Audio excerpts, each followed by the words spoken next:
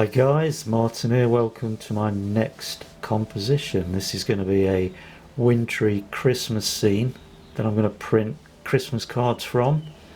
I'm doing it now at the beginning of July, starting now, because there's a lot of detail in it. It's going to take me probably the next 5 weeks on and off to paint it, 5-6 weeks, then 2 months drying time, then varnishing, couple of weeks for the varnish to dry before I can frame it, photograph it and get it sent off for prints. So making a start now, and what I'm going to do now is the underpainting. I haven't thought of a title, but what it is a wooden house out in the wilderness. It's a snow scene, snow on the ground, snow on the trees, and there's a pathway up to the steps that's been shoveled out. There's a lake, sorry, not a lake, a stream that runs down here on the left side. There's a big tree in the garden here with a star at the top, and there's going to be Christmas lights on that. There'll be Christmas lights around the roof line of the house, and then I want to get all the windows illuminated from the lights within the house. It's going to be a late evening scene, so this side of the painting will be dark, and as it goes down onto the horizon there'll be some lighter sky colours down here on the horizon. There'll be a few stars in the sky up here, and what I want to try to achieve is the effect of the light glowing from the windows illuminating off the snow around the house, so there's a nighttime snowy glowing snow effect. That's my aim. That's what I want to try to achieve.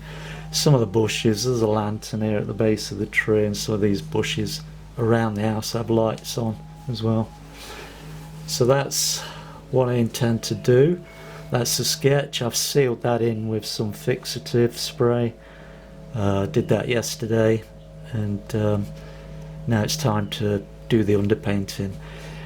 For the underpainting, I'm not going to block in all the base colours at this point. What I'm going to do, I want to set a cool tone because it's winter, and a lot of the colours are lavenders, shades of lavender, light lavender, mid-tone lavender, dark lavender. So I'm going to put a lavender wash all over, a mid-tone lavender wash, and just rub away, similar to when I do the raw sienna orange tone underpainting, just to wash the canvas with, and then it's heavily thinned with odorless mineral spirits, so it dries overnight, and then tomorrow I can start blocking in colour. So that's what I'm going to do now, just do the lavender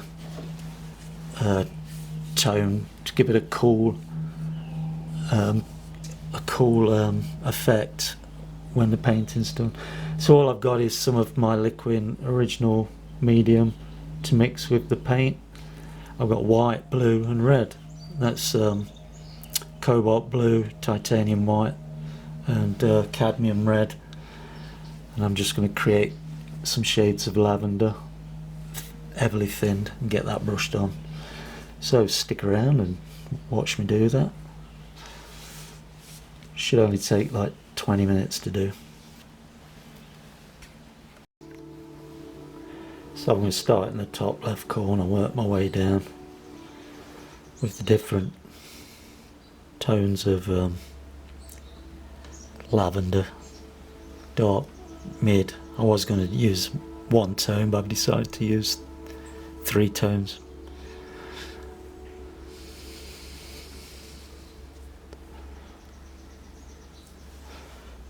Bit more thinner required on that, not thin enough.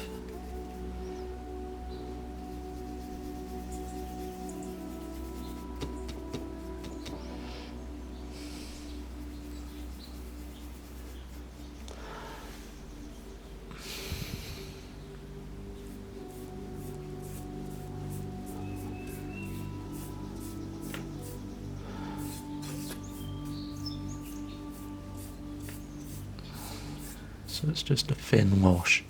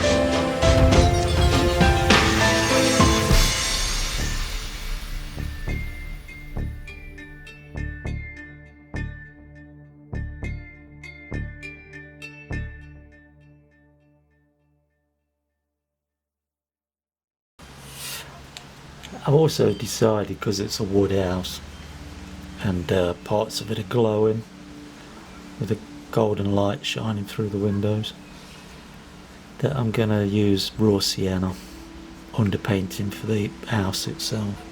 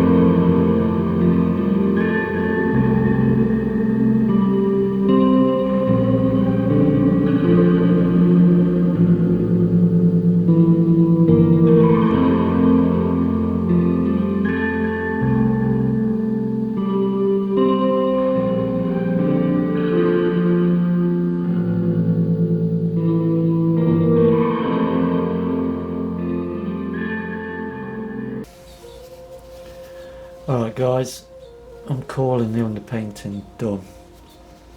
It's just a very thin down wash just to tone the canvas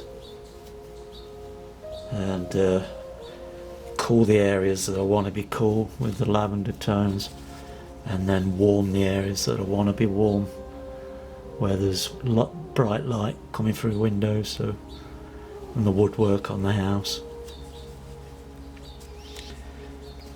So that's it. I'm going to let this dry overnight, and then I can start on actually putting paint down to start bringing it to life.